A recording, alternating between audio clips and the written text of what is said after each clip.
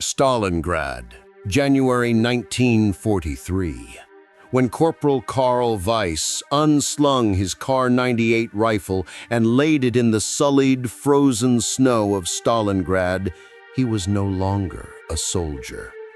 The ranks on his shoulders, the Iron Cross on his chest, had lost all meaning. He was simply a 23-year-old human being on the verge of dying from starvation and cold.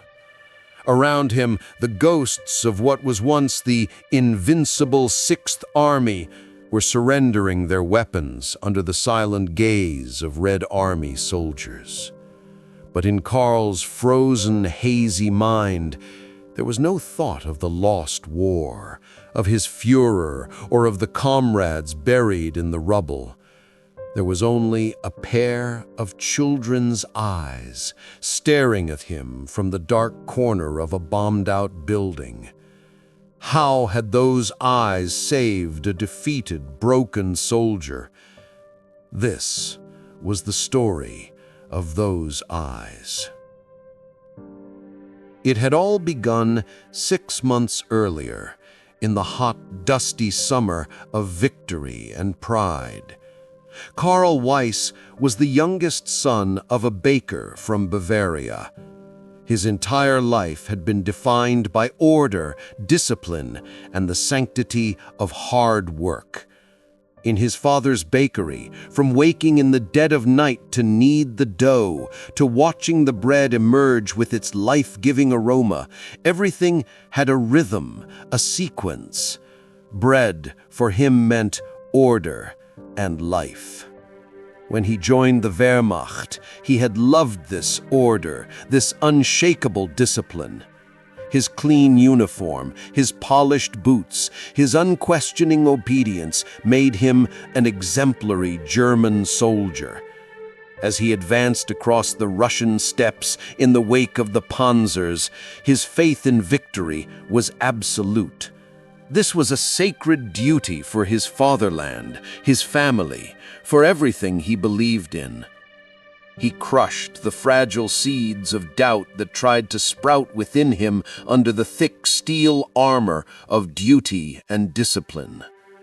The letters he wrote to his mother were a testament to this unwavering faith. "Dear Mother, do not worry. Our task here is nearly complete.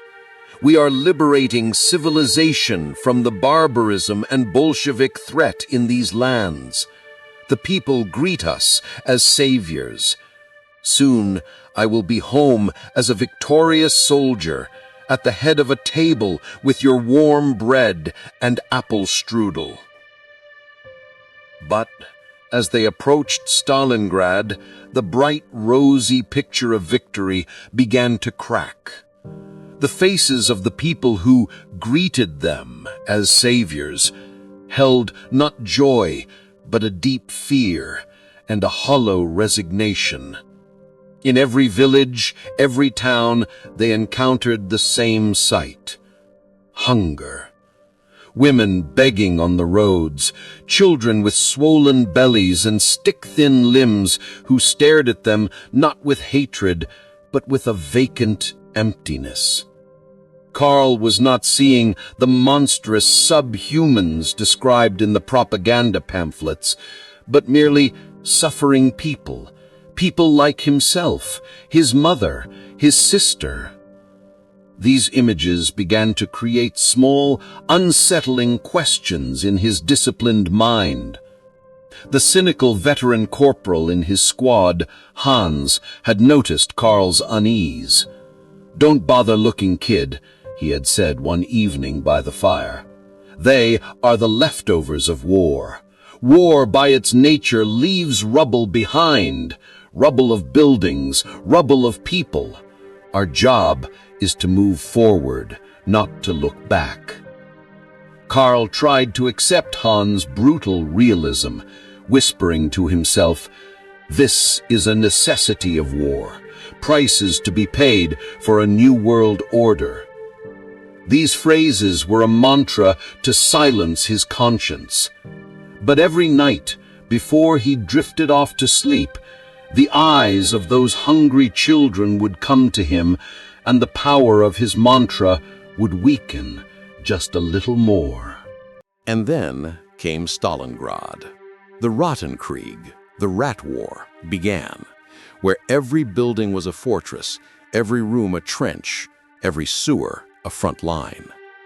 In the moment of their arrogant belief that they had captured the city, the German Sixth Army was trapped by the Red Army's massive pincer movement, Operation Uranus. Between the frozen waters of the Volga and the Soviet lines, hundreds of thousands of soldiers were caught in the world's largest trap. The hunter had become the hunted. The promise of victory was replaced by the struggle for survival. Göring's promise to supply you from the air crashed to the ground with the wreckage of the few Heinkel planes shot down by Soviet anti-aircraft fire. Karl's impeccable discipline began to melt in the face of hunger and cold. He hadn't eaten a proper meal in weeks. The daily ration was 100 grams of bread as hard as a stone and a watery soup with unidentifiable contents. Horse meat, frozen potatoes, even rats caught in the trenches became a feast. Karl dreamed of his baker father, of the full, life-giving smell of bread, of his mother's stews. He was now just like the Soviet civilians he had pitied a few months ago. He was starving, a gnawing hunger that consumed his mind and his humanity. This was only the beginning of the true horror. The cold was the real enemy. General Winter, as they called that merciless commander, was bringing armies to their knees. Karl's boots had fallen apart. He wrapped his feet in rags. His greatcoat was inadequate.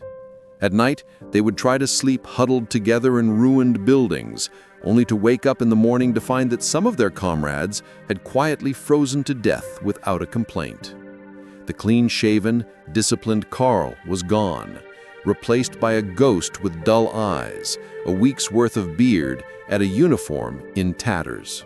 One afternoon, Karl and the 3 remaining soldiers of his squad, the cynical Hans and a fanatical 19-year-old named Lucas, who still preached tales of victory, were tasked with clearing a bombed-out skeletal apartment block of Soviet snipers. Death lurked in every room. A wire on the floor could be a booby trap.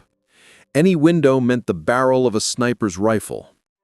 As they moved through the echoing corridors of the building, Karl momentarily separated from his squad and entered a side room. It was then that a sound he heard would change everything.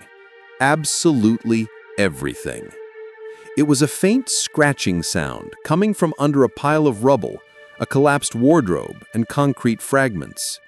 It could be a rat, or a loose piece of debris, or worse, a hidden Soviet soldier. Karl leveled his rifle at the sound and advanced slowly, his heart hammering against his ribs. Each step he took made a crunching sound on the frozen debris. When he reached the pile of rubble, he prodded a piece of wood with the barrel of his rifle. He froze at what he saw. It was not a soldier. In a small hollow under the wreckage, curled up in the fetal position, was a little girl of about 5 or 6 years old, dressed only in rags, her face a mask of dirt and hunger. Her eyes were wide open like a terrified animal's. The orders were absolute. No contact with civilians. Potential threats must be eliminated. The soldier part of Karl's brain was telling him what to do. Shout, call his squad, report this threat. Lucas would have fired without hesitation. Hans would have ignored it and moved on. But Karl's eyes fell on the one-legged, filth-covered rag doll the child was clutching in her trembling hands. In that instant, he remembered his life before the war, his home in Munich, the dolls in the room of his younger sister, Greta. The choice of whether the steel-like soldier would place the piece of bread he had dreamed of for weeks, the ration he might kill a comrade for, in front of a child he considered the enemy, was the summary of his entire war, his entire life. What would you do? Karl lived the longest few seconds of his life. In his mind, the roaring voices of his commanders, the propaganda anthems, and the gentle face of his mother were at war with each other. He looked around, making sure no one saw him. Then, slowly, ignoring the sound his frozen joints made, he knelt. He gently placed his Kar 98 rifle beside him. This was an act of surrender, not to the enemy, but to his own humanity. He brought his index finger to his lips, making a shush sign to the child. The child flinched and curled up even tighter. Karl, slowly, making no sudden movements, reached into the inner pocket of his ragged greatcoat. What he pulled out was his entire ration for the day, a small piece of black bread, as hard as a stone. That bread meant living one more day, maybe somehow being saved. He forgot his own hunger, the gnawing pain in his stomach for a moment. He placed the bread slowly, like an offering on an altar, on the rubble in front of the hollow where the child was hiding. Without a word, he backed away. The child's terrified eyes looked first at the bread, then at Karl. In that gaze, the fear was replaced for a fleeting moment by a hesitant, bewildered surprise. Karl stood up, picked up his rifle, and left the room as if nothing had happened, rejoining his squad. No one had noticed anything, but Karl was no longer the same man. The most poignant detail of this story was this: what Karl had done that day was not just feeding a child for a day. It was feeding his own soul, his own humanity, which had been starving for months. From that moment on, the war lost all meaning for him. He no longer cared for victory, the fatherland, or the oaths sworn to the Führer. Weeks later, when General Paulus surrendered with his famous order, Karl Weiss was one of the 90,000 soldiers who had survived. But all that was left of him was a walking skeleton. His fingers were numb from frostbite, his consciousness clouded by starvation.